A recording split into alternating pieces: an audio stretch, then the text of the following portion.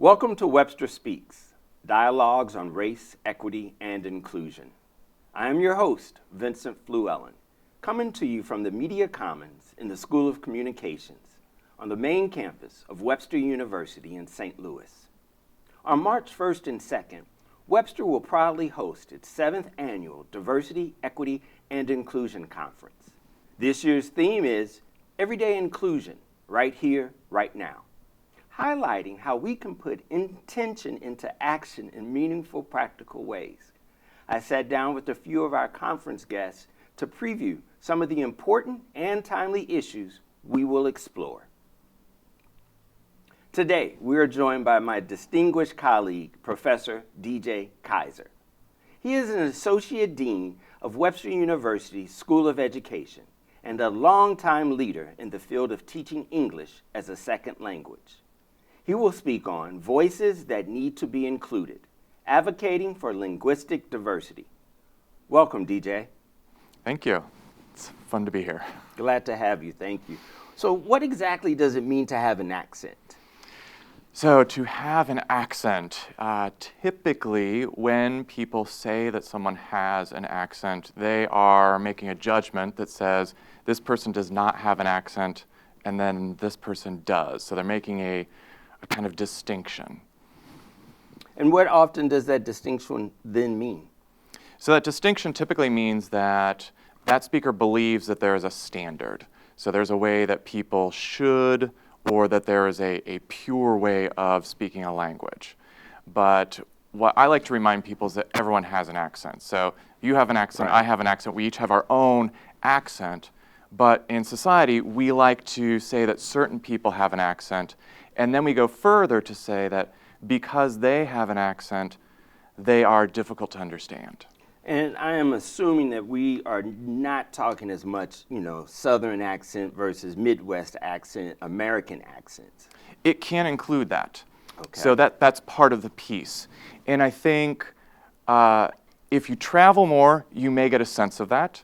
So one of the stories I like to share is when I was a visiting professor at the University of Barcelona, teaching an English class, and I was asked to do the reading passage for an English class. And when the students found out that I was doing the reading, they complained because they couldn't understand my American accent. They were used to a British accent. So I was raised with this concept that maybe I didn't have an accent, and in a different context, I did. So context plays a big role in how we determine who has an accent. But in that instance, it seems as if there was a part of that context included being international. Yes, part of that. So being in Europe, so European versions of English or European varieties of English are going to be more common in the English classroom there. Okay. How did you get involved in this topic? So my background is in linguistics, and I specialized in phonetics and phonology, and found myself teaching classes in English pronunciation. You specialized in what? Phonetics and phonology. So phonetics is the study of speech sounds, and then phonology is the study of systems of sounds in languages. Okay. So after studying that in my undergraduate and just loving languages and loving speech sounds, then I was put into a classroom during my master's in teaching English as a second language, of teaching pronunciation tutorials and then pronunciation classes. Okay. Why do you think it's so important to include linguistic diversity in our discussions about diversity, equity, and inclusion? Good question. So oftentimes we will be seeking diversity, but we will be ignoring the linguistic aspects. So we may include that someone speaks another language, but when it comes to the way that they speak, we seem to ignore that and say, the way that you speak is causing a problem for me. Mm-hmm.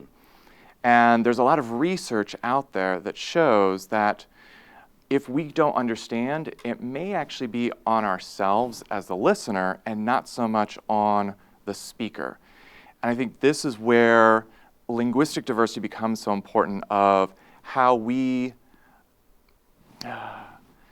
trying to see how to put this, but how do we gain more access to opportunities to hear a greater varieties of English? Okay.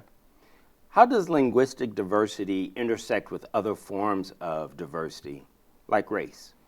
Ooh, that's a good question, and there's some good research on that. Okay. So there's this great study that was done by Donald Rubin, where they took, so his team took a recording that was done by a quote-unquote native speaker of English from the Midwest, and they played that same recording to two different groups of people, Okay. and they showed a different picture to the different groups. So one group saw a white woman, the other saw an Asian woman. And then they were asked to rate how good the communication skills were of the speaker and also take a test on how well they understood.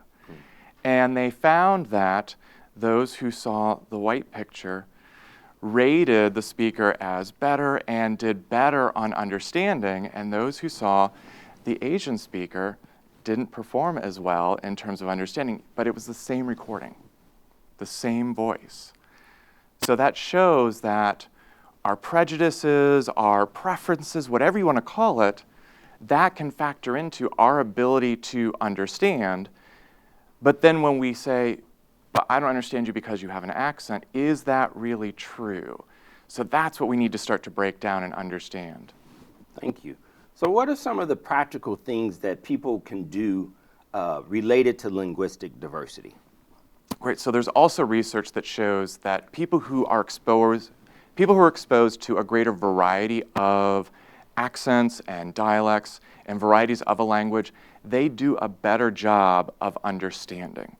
So when we are making hiring decisions, when we're choosing who is going to be speaking in front of a group of people, if we include more diverse voices, rather than saying we're only going to choose people who speak standard, what we consider standard or closer to standard, and have a wider variety, we are actually helping all of the listeners in that room because they become able to understand a wider variety.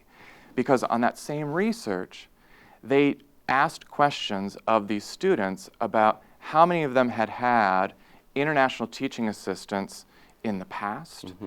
And so they found that people who had had more non-native English speakers, more international speakers of English, had an easier time understanding a greater variety of accents and also rated speakers higher.